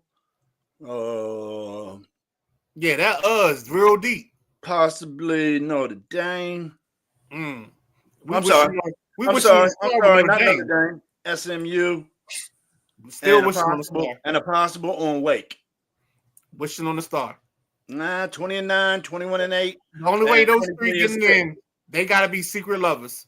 23-6 is in, dog. Nah. You telling me 23-6 ain't in the tournament? I'm not telling Jack, you that. That's a bubble team nowadays. No. I'm telling you the 23-6 depends on. Team. No, it depends on what the 23-6 is. Yeah, that's a bubble team because we talked about that 2 years in a row. How did we had teams in there that were single digit losses, big wins, everything, and all of a sudden they didn't Selection Sunday come and they're in the NIT. We're like, what? The ACC doesn't. The ACC will get 5. If they get 5, you know what? I'm not even gonna go there. We'll buy me a cheesesteak. Nope. Is that Blue Magic guaranteed? I won't buy you a cheesesteak. There's no Blue Magic. I'll be surprised. I can't Blue Magic that one, but because I take Blue Magic serious. But it's 5. Yeah, like I do. Day long. Big East. Speaking of which, Blue Magic guarantee. Cleveland Cavaliers will win 60. They got 22 games left, and all they need is 11 wins. Let's go. All right, we'll see. I gotta hold my ground. And the Big East, shit, Big East only gonna get maybe 4. St. John's is gonna be 1. St. John's might be a 1 seed. No, St. John's. No. Nope. Gotta be a whole lot of losing these next couple. That's games. a lot of cap.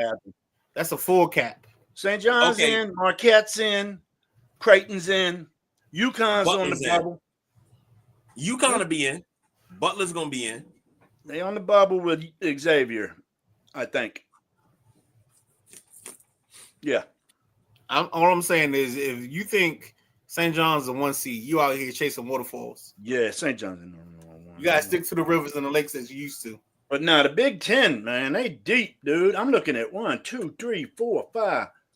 Yeah, the Big Ten. Possible 7 from the Big Ten.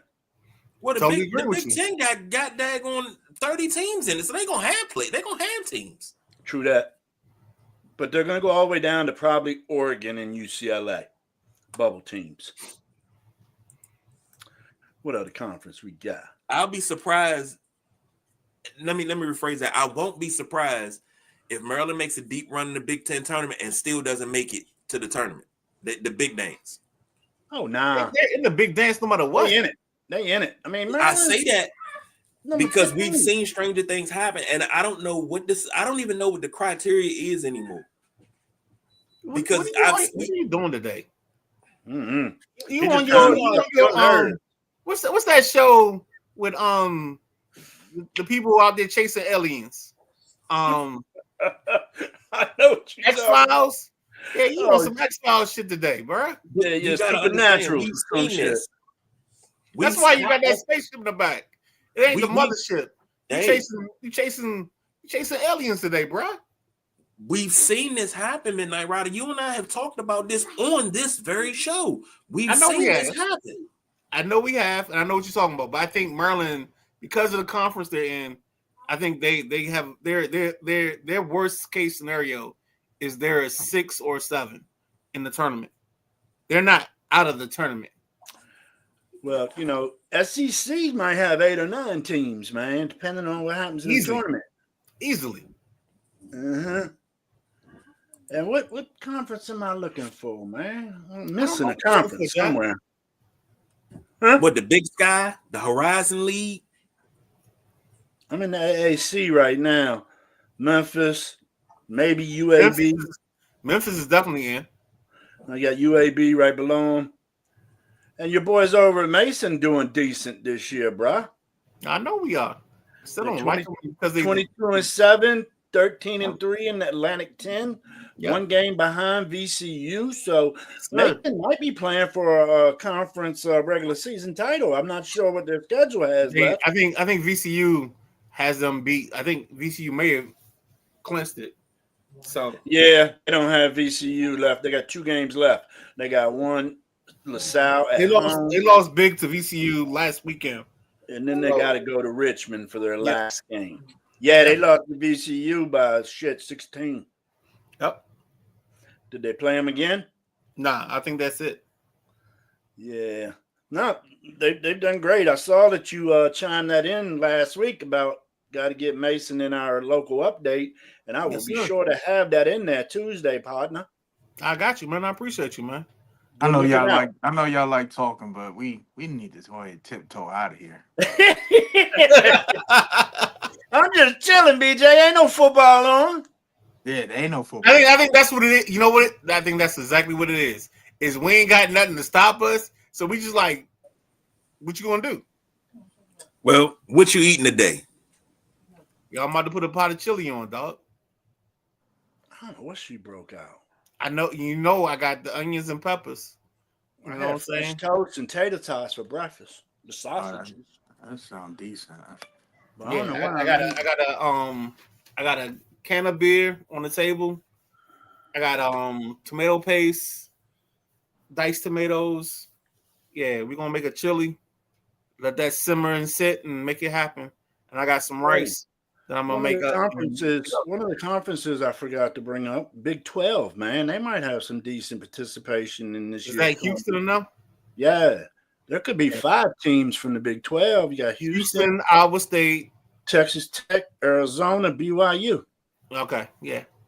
I keep forgetting BYU's in that conference. Yeah, they played good the other night. I watched them play.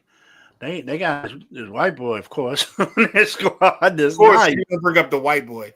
Of course, BYU, Joe. I mean, it's rare. I mean, it's not rare, but you get a few brothers come through there and hang out with the Mormons. They got the kid coming there next year. That's the number 1 recruit. Sure did. So, yeah, it's getting time. Like I say, we got tournament time gonna be here next week. Yeah.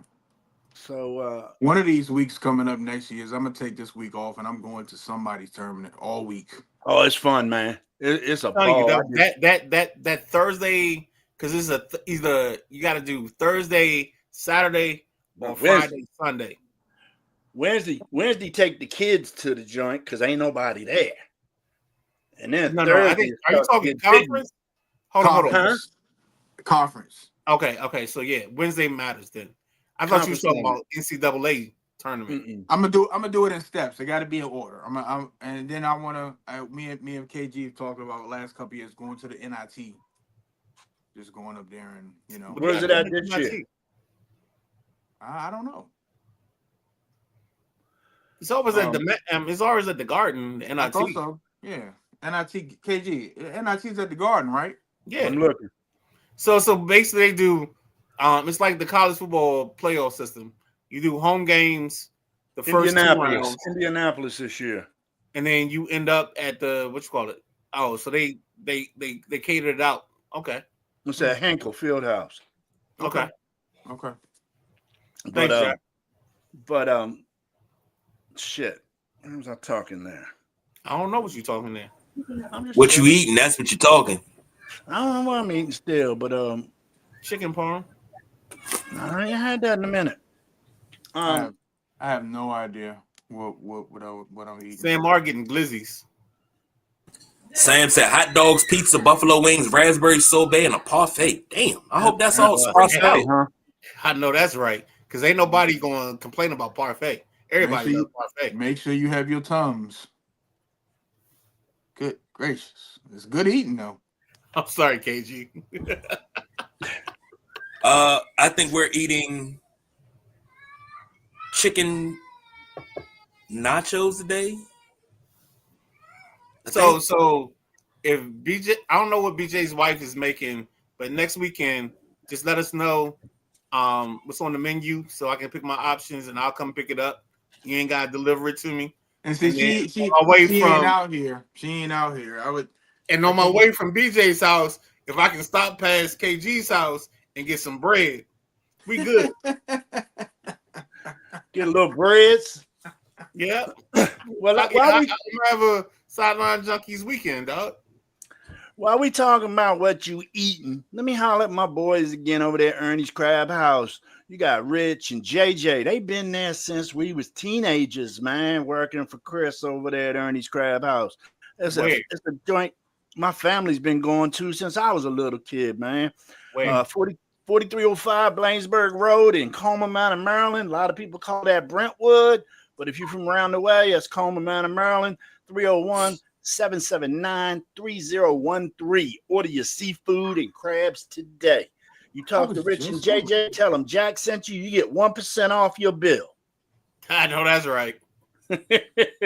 I was just over there a couple weeks ago. I had to get a tire from across the street. Yep. And there's a Jiffy Lube next door to Ernie's. Yep, it sure is. Look at Jack. We was over there chilling one time. We had a couple 40s and we were sitting on the step. And all of a sudden you hear sirens coming around the corner from back there in Cottage City. And man, this little youngin' come running. And you know how they got them bays? You drive your car over top and the cat's underneath working in the tunnel down there. But Shorty ran and fell in that joint, man. Police had him trapped in the ground. It was hilarious. At the Jiffy Lube in Cottage City. There you go, Jack. Jack got some grits. You ever ask somebody, do they want some parfait? And they say, hell no, I want no damn parfait. Parfait delicious. Of course, I like parfait. You can put that oat shit in there too. Everybody love parfait. Are we talking about KFC parfaits? Huh? You talking about KFC parfaits? Strawberry parfait KFC? Oh my God, those are great parfaits. We don't like parfait. We always are too, but I don't want to talk about what level of parfait we talking about. But I mean, hey, look, man, ogres like onions. Onions have layers. I don't know what else you want from me today. I think the strawberry parfait from KFC is goated. I ain't never had that. You ain't never had the strawberry? Oh, Jack. I didn't know KFC offered one. What we cooking today? What we eating? I don't know what you want to eat. Oh no, it's just a part of the show. We eating blueberry bread. I'm giving you a part of the show. You dropped the ball. Oh, well, guess what? Let's see. We can do We got 30 seconds left. We about to shut it down. Yeah, we can do some baked chicken with some what is it? Some mashed sweet potatoes with probably some asparagus, and I'll figure out what the hell is for dessert. You got brown sugar in them sweet potatoes? Huh? You putting any brown sugar in them sweet potatoes? Do I say brown sugar? Yes, of course. There you go. Brown sugar. Of course, the white guy asked about brown sugar. I love that. Butter. I do brown sugar, lemon juice, nutmeg, cinnamon, no butter. No butter. No, you don't need it, because if you do it right, you sit there and you caramelize the sweet potatoes long enough to damn near turn the skin black. You don't need the butter; it's already creamy. Ooh. Can sound like KG or what? Can I say something? What's that? If you don't put king syrup on your sweet potatoes, you got a problem. Well, guess what? I've never used king syrup, and I'm not going to. My potatoes are fine. That's right. She gonna stand on the cross that she was. That's right. Shit's fine. Guess what? Goodbye. Goodbye. I'm not gonna have nothing. I'm not gonna have no blasphemers on my show. Goodbye. Did you just exit her out? Oh shit. Yes, he did. Damn crybaby. You better get Stop being a crybaby. And when I make them, I'll drop them off for you, and you can tell me how you like them. I'm like, you've had my sweet potatoes before, so what's the problem? I like blueberry bread. You've never had none. Oh, I do bread too. I know. I've been. Yeah. You make it. I'll come pick it up. Not a problem. To the law. I told y'all. I'm dropping something off at everybody's house, and everybody gonna taste it together. Okay. 343 Queen Anne Road, Stevensville, Maryland. That you gotta drive it. You better put some gas in the car. Yep, I put some gas in the car. I gotta get up early. I'll make it Saturday night. Hey, look, I'll make it Saturday night because I like my stuff to sit for at least 24 hours. Oh, yeah. You gotta marry them flavors. Yeah. Marinate. Yep. That's what I do. I like it. I think we gotta get out of here, guys. Yeah, we got. All right, y'all. Y'all have a good one. You do the same. We do. It's time to wrap that shit up, B. We already wrapped it up. We got dance. We gotta go. We almost 2 hours. We ain't got nothing. You know why? Because we ain't got nowhere to go. We ain't got nowhere to be. I know. We just hey, what Jack just said, we just sitting on the curb with our 40s. Yeah, just chilling, dog. This, we might as well get used to this. I don't know why we keep fighting the system. Dude, it's no football. So what's our like right now? We probably shave. You can shave 17 minutes easily off of this just because there's no football. I'm thinking you could shave 40 minutes off of it because there's no football. Exactly, because we gotta get our shit done. So yeah, and we do dope shit. That's it. Tell that's them, Gentleman Jack. That's the boss, BJ. Podcast that down network. In the corner over there is the Midnight Rider. I'm the big guy, KG. Cooking show coming soon. Sideline Junkies Podcast Network. Sounds good. Don't forget, tomorrow we got Drive Time with Matty Ice. Tuesday we got the Tuesday Night Flight. Wednesday we got In the Passenger Seat with Jack Carr and the Backseat Driver Midnight Rider. Thursday we got the Thursday Night Throwdown. Saturday morning we got the Gridiron, the greatest fictitious college football show in the world, Craig. In the world, Craig. And then Saturday night we got the WrestleManiacs. Let me say one more thing to you guys. What's up? I know somebody is getting ready to go on vacation and they're going to Puerto Rico. Oh! I ain't heard that in a while. I ain't heard that one in a while. You know, we can say that other than the Olympic times, you know what I'm saying? If you like sophomoric humor, toilet humor, crazy humor, just four dudes being silly, check out the Sideline Junkies. Like and subscribe on YouTube. Enjoy. KG, take us out. And with that, we are out of here.